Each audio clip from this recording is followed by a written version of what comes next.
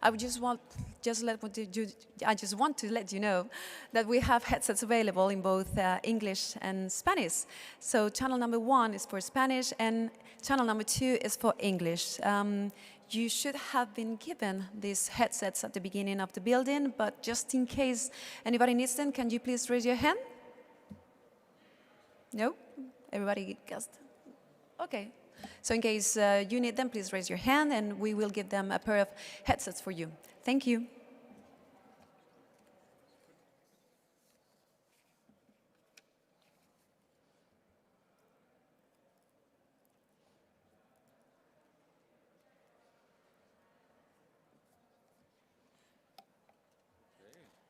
All right, so let's welcome two of the greatest tennis players in history, Boris Becker and Martina Navratilova.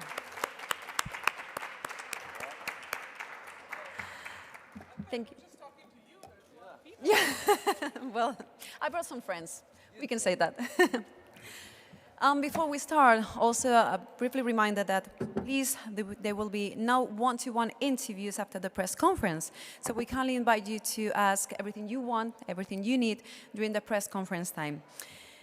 So, welcome, Martina, welcome, Boris. A brief introduction to those legends that we have here today in Madrid. Martina Navratilova has had 59 Grand Slam titles in total, 18 singles Grand Slams, including 9 Wimbledon titles and 41 doubles championships.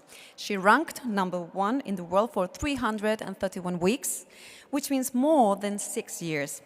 She retired in 1995, but then she came back, and in 2003, she represented the US in the Federation Cup and in the Athens Olympic at the age of 47.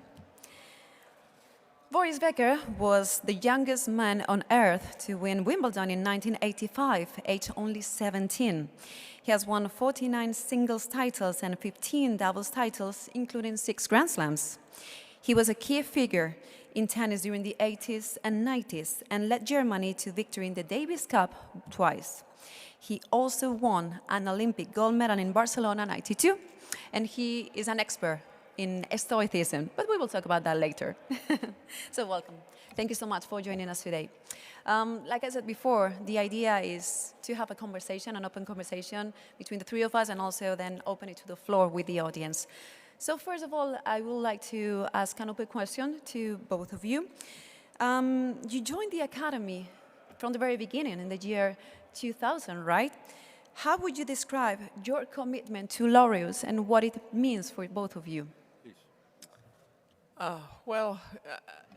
When I was asked to be part of the Academy at the beginning, I'm like, what a brilliant idea. This was very original, encompassing all the sports. Every sport has their own thing, but this was all the sports put together with the greatest athletes that ever played so many different sports. So I was very proud of being part of it, because you don't get there because you look nice or you know somebody. You earned your way there. So it's been a privilege, and just thrilled that we all do little part that we can do to make a difference for so many kids. I mean, we can talk about the numbers, but it's been astonishing. If you told me 25 years ago that this is where we would be, I'd say you're dreaming. So I'm just proud that we were able to make such a difference in so many kids' lives.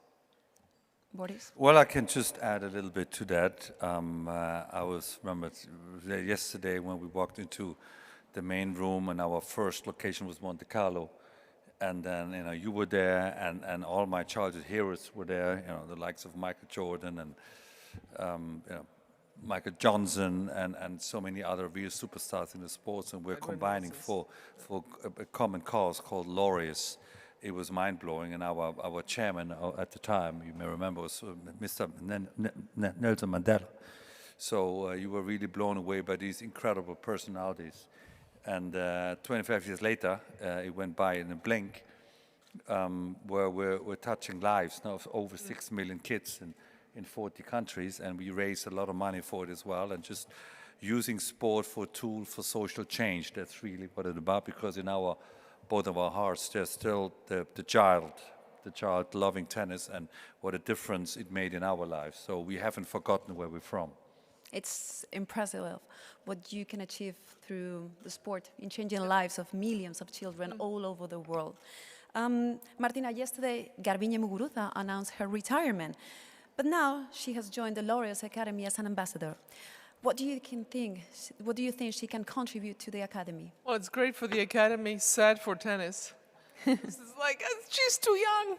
That's true. But, you know, when you feel it, you feel it. So to each his own. Some players play till they're 40, some players stop when they're 25. So she had a great run. And, you know, she's always been very thoughtful about the sport and where she stands. And I think she'll be a great contributor to our academy. I'm thrilled to have her because she will bring more to the academy and most of all to the Sports Foundation, where, you know, we've, like Boris said, we made a big difference, and I think she's a great addition. And it's nice to have more young blood. You know, we're getting old, so it's nice to bring in somebody young. 30 years old, super young. We will continue talking about tennis in a minute, but first, let me ask you about football. So we have El Clásico tonight at the Santiago Bernabéu between Real Madrid and Football Club Barcelona. But I know, Boris, you're a big football fan, especially for Real Madrid and Bayern Munich. And we have to talk about the Champions League, what happened earlier this week. Now, as a German, how would you describe what you felt when Toni Rüdiger was in charge of shooting the last penalty in the penalty shootout? A little nervous. I must say, there's always a question whether you're a Barca supporter or a supporter of Real Madrid. And because of their long history of German players, naturally I would go for Real Madrid. And I want to mention Toni Kroos as well. Yeah. He's my favorite German footballer. But Toni Rüdiger, when he had that penalty, I was a bit nervous because it was a really tough game against Man City. And that's why we travel so much. We didn't know until about 10 minutes ago there is the Clásico tonight. So we're really wondering whether we should get 2 more tickets and watch the match. I might have to call up one of the Tonys personally to see whether that's possible. No. And then my German team is obviously Bayern Munich. And I was very happy for them to beat Arsenal at home last Wednesday night. So on that note, I feel pretty good right now. Speaking about Bayern Munich, they're going to face Real Madrid in the semifinals of the Champions League. Any bets on that?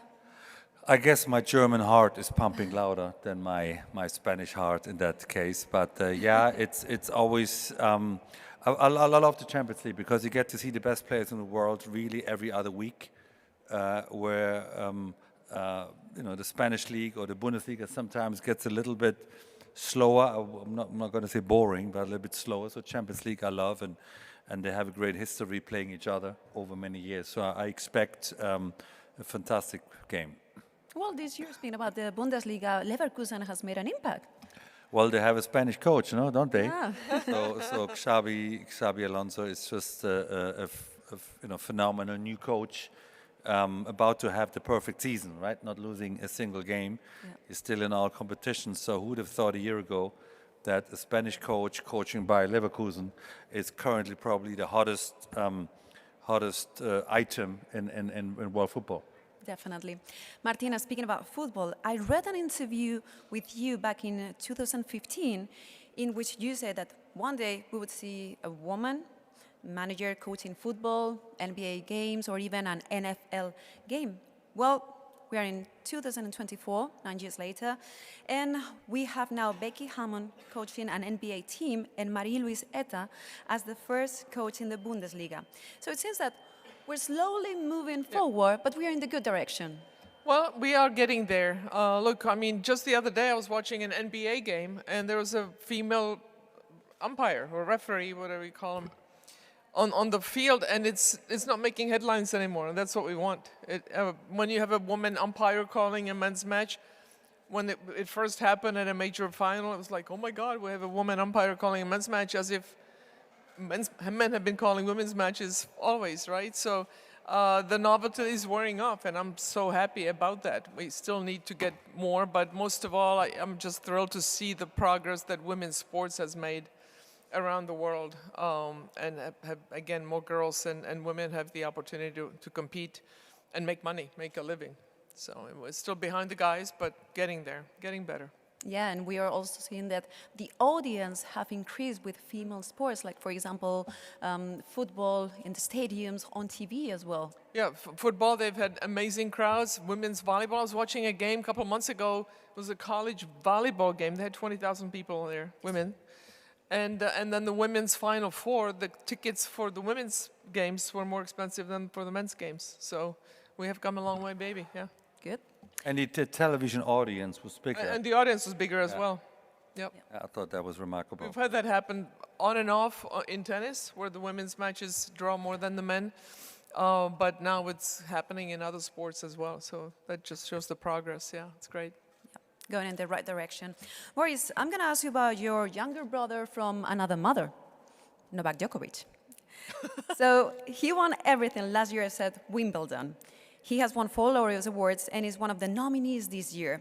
Is he your favorite for Best World Sportsman of the Year? Well, first of all, I'm very happy, and I think we speak in the same tone, that over the years, tennis has been very popular at Laureus. We have so many nominations on the male and female side, and you know, this year, obviously, it's a private election process, so I'm not going to say who I voted for, but Novak would have my card. And you know, what a year he's had at the age of 35, 36, just rewriting the history books year in and year out. And that's something, I don't think in my lifetime I thought a man was able to achieve that at Novak's age. So yeah, I hope he wins it. Hopefully. We'll see on Monday. Now that we are about to begin the Mutua Madrid Open that we were mentioning before, and obviously you're 2 tennis legends, how do you see the sport nowadays? How has it changed from the time that you were in the courts? More international, obviously. I think every continent is really involved, other than Africa, that still has some catching up to do. Ons Jabeur is literally the lone African, pretty much, on the men's or women's tour. But just so much more international, which is great. Again, girls in countries that never thought about playing tennis, like China, are now succeeding, and now we have male players from China as well. It's just TV, I think, has just brought it to the rest of the world, and the rest of the world has caught up with their tennis. Yeah. And so, you know, the level is amazing. The rackets, the equipment has made it possible for them to hit the ball this well, but it takes a lot more fitness, I think, to play the game these days. What about you, Boris? What do you think? Well, you were one of the fittest players when you played, so. But it's true that tennis is a truly global sport. You know, it's played on all continents. I'm with you that Africa should have, you know, a decent tournament as well. But I'm sure we're going to get there. And another mention I want to say, tennis is really an equal sport.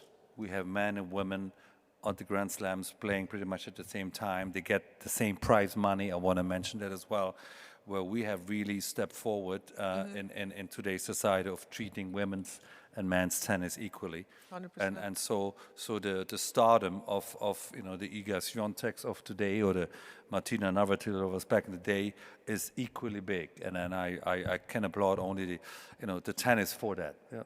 It is true that in this case, tennis is setting the example for the rest of the sports in terms of gender equality. Yeah. Boris, you're back in Spain, so I guess it brings you a lot of good memories from Barcelona '92 when you won the gold medal. I love Spain. I arrived last night at the airport, and Spain always brings a smile back. I like the culture, I like the food, I like the warm spring weather. I'm really comfortable in Spain, whether that's Madrid and Barcelona. I love Ibiza in the summer, so I have a lot of Spanish friends. And then tennis-wise, Barcelona brought me the only gold medal that I have, so Spain is a good place for me. Nice. And among all the great players that we have nowadays, who excites you the more? Martina. Who what? Who excites you the more? Excites me?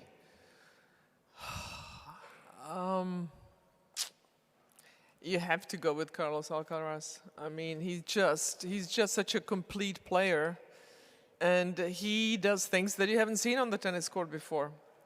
You know, as unbelievable as Djokovic is, Alcaraz just takes it to a different level in velocity, and he surprises himself with the shots he hits. So that's what I really love, when it's like, ooh, I didn't know I could do that, but he does it.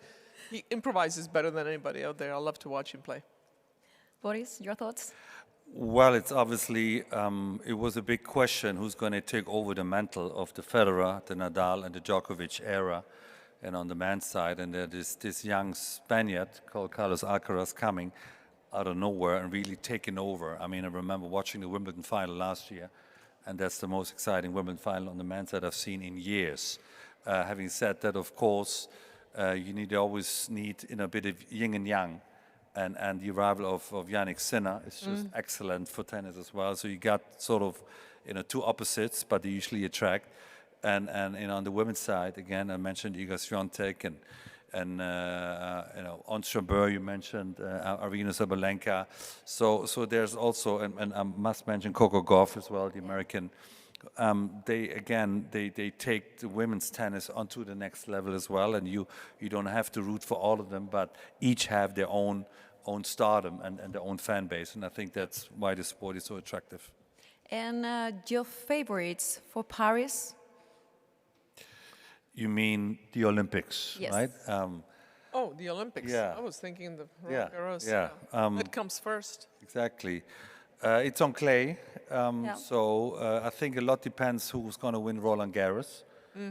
Whoever is in the final wins there is my favorite for the Olympics, but matches have to be played.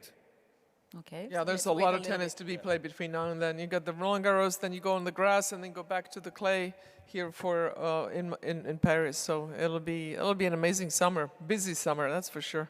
Yep. I wonder who is still standing by the time they get to the US Open. So we will have to wait a little bit for that. Speaking about the Olympic Games in Paris, we are approaching them.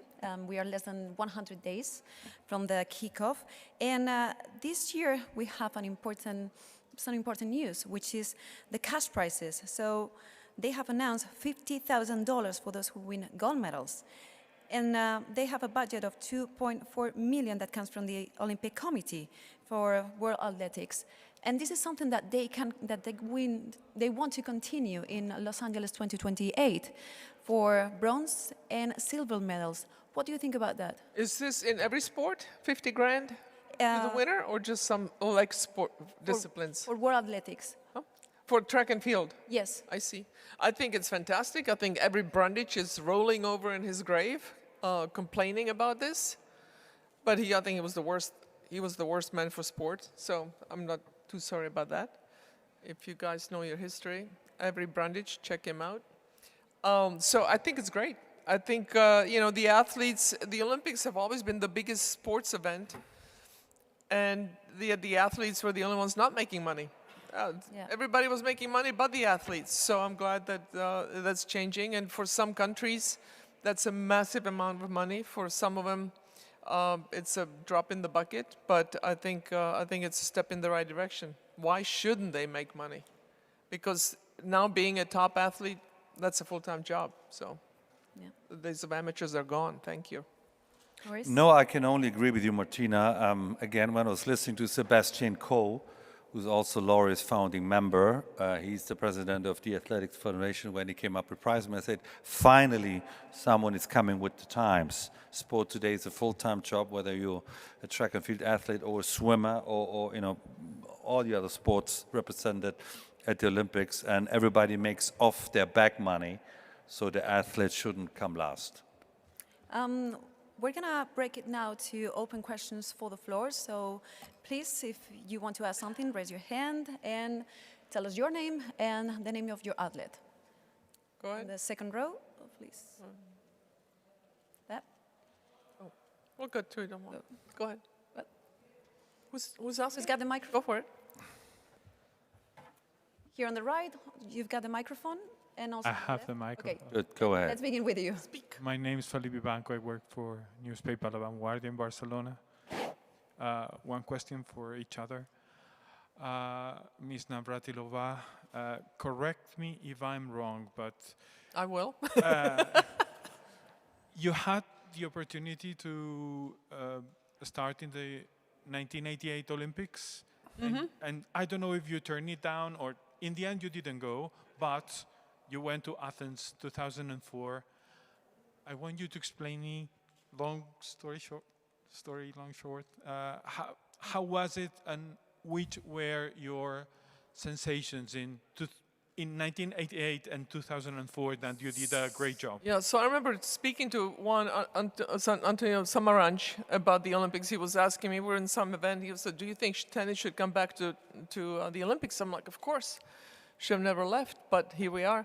So tennis was experimental in '84 in Los Angeles, and I did not play. And then '88 was in Korea. Just finished the US Open, and I literally could not see myself getting on a plane, flying to Korea to play in the Olympics. It just didn't make sense. I was absolutely exhausted. Turns out I was burned out, but I didn't know it. So looking back, I wish I had gone, but I didn't. I had the opportunity in '92, but I was precluded by a previous contract that I had with World Team Tennis. It's a long story, but they did not let me out of the contract to play the Olympics. Probably would have won a gold in doubles and probably a silver because I think Steffi would have beaten me in the finals, but here we are. And then finally, when I had the opportunity to go in 2004, I was thrilled and went to the opening ceremony and had a great time. Unfortunately, I did not get a medal, but it was what was really funny, what really hit me was seeing all the different athletes from different sports and looking at the different body types and guessing which sport they're doing. Because, yeah, obviously people that are 5'4", they don't aspire to be a basketball player, and same thing if you're 6'5", you can't be a gymnast. But in tennis, you kind of we have some variety, but anyway, so I loved looking at all the other athletes and then watch some track and field as well, and just loved it. It was great to be a part of it. We have another question. Sorry, and then to Mr. Becker. Yeah. Some of the greatest tennis players in history, I think that you are included.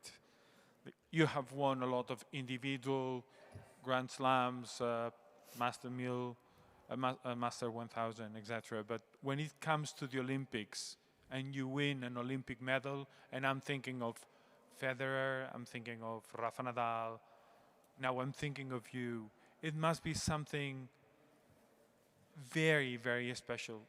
Could you express what you felt when you had the medal in your neck? Look, tennis, in contrast to most other sports, we play 11 months out of the year. And when you mentioned Paris, we first thought Roland Garros. Yeah. So the scheduling for tennis players is brutal. It's a problem.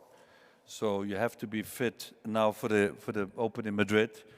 Then Rome is coming as a 10-day tournament. Then the French Open as a 2-week, and then Wimbledon on grass as a 2-week. And then with a week break, guys have to go back on the clay and play at the Olympics in Paris. Then they have to go on hard court and play the US Open. I mean, it's brutal. So it's an incredible hard schedule. Yet I think probably all top players want to compete at the Olympics. And I know Roger has competed, and Rafa has competed, and Novak. His ultimate goal is this year to win the gold at the Olympics because he hasn't done that yet. So speaking on for me, I was in the team in 1984. I was injured. I was in the team in '88. I was injured. I was in the team of '92. It was played on clay in Barcelona. I wasn't good enough in the singles, but I got the gold with Michael. In '96, in Atlanta, I was injured. And in 2000, I was just retiring. So Really lousy timing. ultimately, yeah, we're talking about the schedule. Ultimately, I was in the team for 5 Olympics, and I participated in 1. And if I can look back on all my trophies and medals that I won, the Olympic goals is right up there. Any other questions that you want to ask? Yeah. Okay. Over there. Over here On to the your right, right. please. Right. That row. Craig Ray from Daily Maverick in South Africa. And I think just talking about African tennis, Boris, you obviously beat Kevin Curran in South African in the '85 Wimbledon final. But we haven't seen many players coming through from Africa, South Africa. And there's a lot of reasons for that I've spoken to South African tennis players. Obviously, there's no real junior program that gets people through. How do you think tennis can help bring more African players through to the top level? Because it's not an easy answer, but I'd be interested to hear what your take is. Well, it obviously starts in the grassroots in tennis, so federations need to be involved, and if the SA Federation is not really well organized and doesn't have any junior tournaments or lower level tournaments, it's very difficult for the juniors to make it. Why? Tennis is very expensive. You need the support of federations and of sponsorship early on, to buy a couple of rackets, and your outfit is very expensive. So I think that's an issue. On the other hand, as we said before, tennis is a truly global sport. It doesn't matter your religion, it doesn't matter where you're from, it doesn't matter the color of your skin. It's just whether you're good enough. And that's for the women as well. And I think it leads an example of many other sports. They are not as friendly to, somebody has a phone call. It's not so friendly to all these issues that I mentioned. So it shouldn't matter that you're from the African continent, but as I said before, it has to be affordable. It's the infrastructure is not there. It's that simple. Why do we have so many amazing players from Czech Republic? The infrastructure is built in, it's baked in. Every little village has 2 or 3 or 4 tennis courts there. You can play for free practically, or if for a couple hundred crowns, and then you have coaching, and then and if you really love it and you progress, then the federation takes over and gives you the support. But the support starts at grassroots, as Boris said, and the infrastructure is just not there. The opportunities are there for the players in Czech Republic, which is why you've seen so many great ones out there. So it's a long-term knock-on effect. So that highlights the importance of investing in grassroots. We have another question on the right. Third row, please. Here, Daniela Rivas for Relevo, here in Madrid. I have a question for you, Martina. Last November, you said we kind of need changes on WTA after what we saw on WTA finals on Cancun. So I really want to know, what are we going through right now? Do we still need changes? And if maybe one of those changes could be have a woman in that position. Thank you. Well, I've said that about the elite women's sport, and I would like to see more women in positions of power.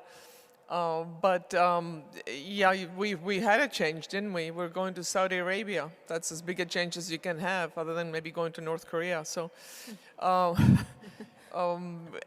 Chris Severn and I think we made our views clear on that. But the players made their choices, and we'll see how things work out. But so there's a big change happening right now, and maybe more will come in the future. And I know that other people have been talking about merging ATP and WTA.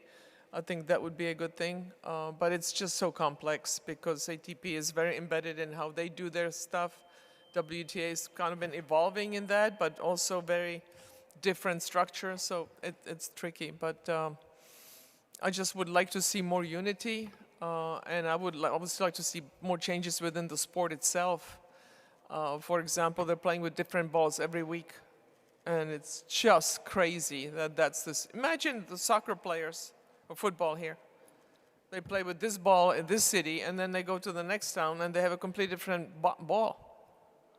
That would not happen, right? It's much more uniform. And anyway, so there's a lot of changes that need to be made that can make the sport that much better. And that would be, for me, that would be the biggest one. But the structure, that's complicated. But yes, there are changes. We'll see how Saudi pans out. Another question on the right. How about a woman? We had 3 men asking questions. We talk about equal gender in tennis. Don't be shy. There's one we in the need back. to have a woman asking us a question. Okay. Well done, Here we go. Boris. We've got one. One in the back, go ahead. Patricia Bernardi from Historias del Juegos to Boris Becker. How much weighs your Olympic medal in comparison with a Grand Slam title for you personally? Well, as I said, when you're young, you don't really understand or even appreciate the trophies you win. You usually give them to your agent, and then you go to the next one, because ultimately you want to win. You want to compete. You want to beat the other guy or girl. The older you get, hopefully the smarter and wiser you get, you understand the significance of some of these trophies. So the gold medal, the older I got, the more important it became.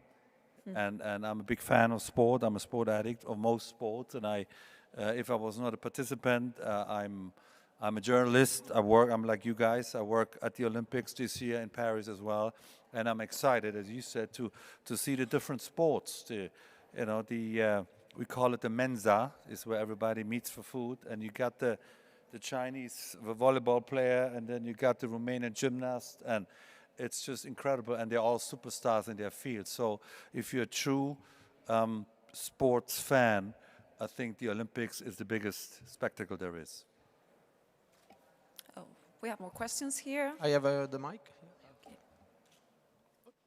Go ahead. Here. Go ahead, please. Hi. Filippo Ricci, Gazzetta dello Sport. We are in Madrid. The question is for both of you. And Yannick Sinner is #1 seeded because Nole is not playing. Martina, you said that you picked Alcaraz, so I would like to have an opinion on Sinner too. Oh. And I'd like to develop what you said, Boris, about the yin and yang in tennis. Rivalry. Yannick is astonishing. The way he has progressed this last year, really working on his game. Trusting in the process of really working on every aspect of his game, and that if he improves every little bit, that he will get the results. It wasn't about the results will come if you do the work, and he's just the epitome of that. And and in tennis, you're only as good as the opponent makes you play. You cannot hit great shots if you're not forced to hit great shots, and that's why these matchups, we just marvel, because these guys and women bring out the best in each other, and that's where the fun begins. So I'm looking forward to the next 10 years or more, hopefully, between Alcaraz and Sinner, and who knows who else is going to sneak in there as well. So, and same for the women. I think the rivalries, you need rivalries in tennis, and it's starting to form on both women and men. Well, look, obviously I love Yannick. Redheads stick together. Okay, when I see Yannick, I see a younger version of myself. I love his poise. I love his mental attitude, winning or losing. And I think that's where he's better than all of them. I think Alcaraz is the more fascinating shot maker. He gets the crowd running. But Yannick usually wins the last point with his attitude. Yes, he has a lot more power than last year, but he's an unbelievable, his competition instinct is second to none right now, and that's why he's seeded #1 in Madrid, and that's why this contrast in tennis is so exciting. You have, Carlos and Yannick. They couldn't be more different, the way they look, the way they play, but they both have an unbelievable instinct to play until the end and to really excite the crowd. And on top of that, I speak German to him. He's from Südtirol, and we speak German to him. I know him for many years, and I'm a big fan of his. I'm going to jump for just one quick question. Now that we're bringing up Sinner, Djokovic, Carlos Alcaraz, let's imagine that you are back in the courts and you are playing the final of Roland Garros or Wimbledon, up to you. But you get to pick your opponent. Who would you like to face in the final of a Grand Slam? Alice Marble. Okay. Alice Marble, named from the 30s and 40s, yeah. Great athlete. And the war got in the way, so she would have won a lot more. Nice. Your turn? Look, I would have loved to I had enough of Chris, by the way. Chris. Okay. And Steffi. Way enough. No, I mean, your career was so long, so you have played many different generations, so that's an advantage. Look, on a Wimbledon center court, I love to play anybody. And literally anybody. Be there, right? Because I just want to be there, giving the chance. At the Roland Garros center court, no. I was not the best on clay, so I would have not liked to play Rafa. Some of the other players. Nightmare. But ultimately, if you're a competitor, if you've been #1 in your profession, you don't shy away from anybody. Give me 30 years of my back and a pair of new knees. I wouldn't mind playing them today. But obviously, that's the spirit of a competitor. of not shying away from anybody, and I think you're very much the same. And I love being involved in the sport, on the other side, on television, and just bring my fire and a bit of knowledge to it, because very few players, the two of us, have been a player winning, being a coach winning, and being a commentator. So we bring a bit more insights than some of the others. So. Yeah, definitely. Going back to the floor, more questions on the third row, please. Hi, I am Abhishek from Hindustan Times newspaper in New Delhi. So my question is to both Martina and Boris. So recently, Rohan Bopanna became one of the oldest in doubles at 43. So I would just like to know from you that you think that he can go on to add a few more Grand Slams. He won the Australian Open earlier this year. Also, second question, just adding on to it, Novak is there at the top. So what is there with the older players, quote unquote, that they're pushing the boundaries in tennis? Please, I always... Go first, go. Well, age is nothing but a number. I mean, there's a perfect example sitting right here. I think it's great for India. I was just recently in your country, and I had a nice weekend with Vijay Amritraj, who can't forget him. And we talked about that it's very important. Tennis is very popular in India, and that you have ambassadors that are still winning on the court. And so it's great that you have a 43-year-old in doubles and a 36-year-old in singles being the best players in the world. I think that's unbelievable. What was the second part of your question? Djokovic. Can he win more? Yeah. Rohan, can you win more Grand Look, Slams? I think if you're good enough to win one, you're good enough to win two. The tough part is winning the first one, because until you've crossed the bridge, you don't know, you're not sure. It's never too late. If he's won this first one at 43, why are we not the second one at 44? I mean, doubles, truth to be said, is half the court. So you don't really have to be physically as fit as a 25-year-old. We have to say that. So you need a lot more intelligence to run a doubles game. Yeah. A question? Hi, Elisabetta Zampieri, Statsperform. I have a question for both of you. As we are in Spain, right? And yesterday, Muguruza announced a retirement, but there's another big name in Spain that could announce his retirement at some point, which is Rafa Nadal. He's back now. We are getting closer to Roland Garros. You, Boris, said that you wouldn't have wanted to play him on clay. No. No. So can I get a quote from both of you of the kind of legacy that Nadal would leave once he's going to announce his retirement and the player that he's been? Please. Well, first off, I just hope that Rafa gets to retire on his own terms, because the body has been letting him down. At the same time, when he came on the scene, we thought there's no way he's going to last into his 30s because he plays such a physical game. How wrong were we all? So it's great to see him for that long. I think he's just the ultimate competitor. The guy chases every single ball, and you see the knock-on effect on the future generation. The way he approaches the sport is just such an ultimate professional. He sets a great example for everybody. Never plays any games. I mean, he was taking his time on the court. Now they put in the clock, so he speeded it up. But that was his routine. He just plays the ball. His opponent is his worst enemy, but as soon as the match is over, they're best friends. He's just the ultimate competitor. So you can raise him up to any sport, to any or beyond sport, as an example of hard work, dedication, focus, concentration, all of that, and most of all, embracing the competition. Boris? Well, he's the ultimate role model, really. I can only support what Martina said, and I think it's the key for a legend like this is to finish on your own term. Right. And I'm really hoping, I cross my fingers, that he gets to Roland Garros. If he gets to the Olympics, it's a bonus. But I think he wants to play one more time Roland Garros and finish on his own term, number one. And yeah, I mean, he makes the impossible possible. Heart of a lion. I mean, incredible. The hard work and determination he goes through. I mean, he doesn't win tennis games easy. Roger was the artist. Even Novak started to serve at the end and just wins the points quicker. Rafa works tennis. So to be at 36 with the mileage and the kilometers he left on the court to be still doing this, there's no other reason but he truly loves it. You know, enough French Opens, enough number ones, enough money. There's no that doesn't excite him. I think he loves the competition, and that's ultimately something he has to find after his tennis, to find something equally challenging for him. Not easy, but while we have him, we have to enjoy him. Hopefully, we can Fingers crossed. see him back. Any other questions in the center?